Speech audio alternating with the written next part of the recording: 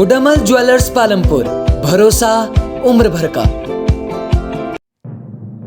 मुख्यमंत्री जयराम ठाकुर ने मिल्खा सिंह के निधन पर शोक व्यक्त करते हुए कहा कि देश ने बहुत बड़ा खिलाड़ी खो दिया है। उनके निधन से खेल जगत को बहुत बड़ा नुकसान हुआ है। उन्होंने भारत का नाम अंतर्राष्ट्रीय स्तर पर रोशन किया है। मिल्खा सिंह का नाम खेल जगत में हमेशा अमर रहेगा। वहीं पंजाब ने 1 जुलाई से छठे वेतन आयोग को लागू करने की घोषणा कर दी है। तीसरी लहर से बच्चों के संक्रमित होने का खतरा बताया जा रहा है, जिसको लेकर सरकार ने मुकम्मल तैयारियां कर ली हैं।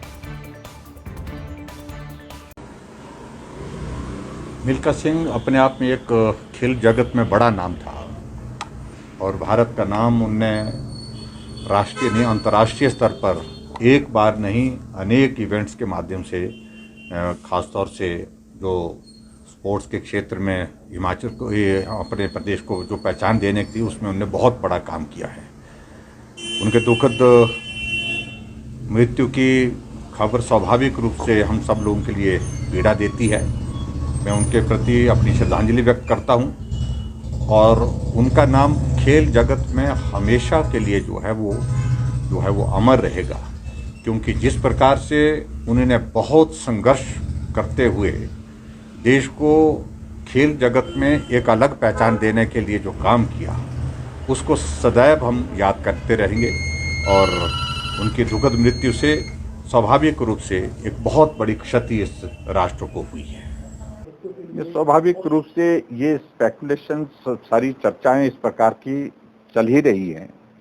जब दूसरी लहर भी पूरे देश भर में चल रही तो उस वक्त भी यही जिक्र आ रहा था। इसके बाद तीसरी लहर का जो है वो आने की संभावना है। तो हमारी ओर से हिमाचल प्रदेश में अभी तक जो सेकंड वेव में हमने जो प्रेपरेशन की है उन प्रेपरेशन को देखते हुए मैं कह सकता हूं कि हम थर्ड लहर अगर तीसरी लहर अगर आ भी जाती है उसके लिए हमारे पास बहुत सारी अब व्यवस्थाएं जो है मौजूद हैं वर्तमान स्थिति में भी।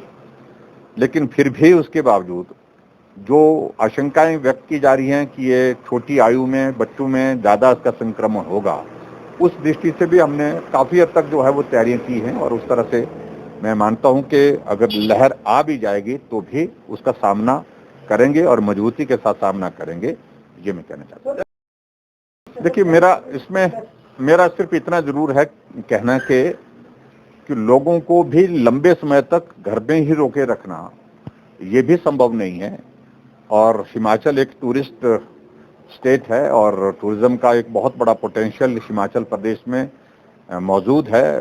रोजगार का एक बहुत बड़ा एक माध्यम है, आय का एक बहुत बड़ा माध्यम है। ऐसी सूरत में धीरे धीरे चीजों को खोलना, लेकिन फिर भी उसके बावजूद अभी वो स्थिति नहीं आई है कि हम कोविड को बिल्कुल नजरअंदाज करके चलें। सावधानियां बरतनी ही होंगी और सावधानियों के साथ साथ में जो एसओपी उसका पालन करना होगा।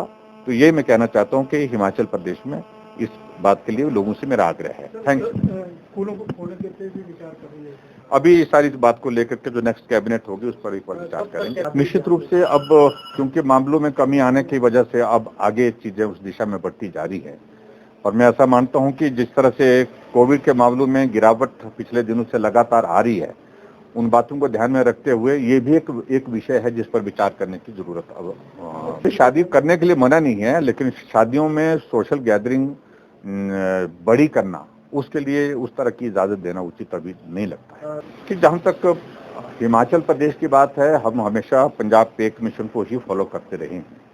उस दृष्टि से उन्होंने 1 जुलाई से वो निर्णय किया है लागू करने का और स्वाभाविक रूप से उस दिशा में हम भी अब विचार करेंगे क्या क्या कब से उसमें शुरू किया जा सकता है, लागू किया जा सकता है, उस दृष्टि से विचार करें। देखिए इस पर अभी तक बहुत जल्दी हमने, क्योंकि हम एक बहुत लंबे समय से एक पैटर्न को फॉलो कर रहे हैं, एक व्यवस्था को फॉलो कर रहे हैं, उससे हटकर अगर विचार करना होगा तो उसके लिए बहुत जल्दबाजी नहीं, उसके लिए विचार आराम से करना पड़ेगा। उज्ज्वल हिमाचल के लिए शिमला से ब्यूरो। हिमाचल प्रदेश के विश्वसनीय ज्वेलर भूषण ज्वेलर्स सोलन।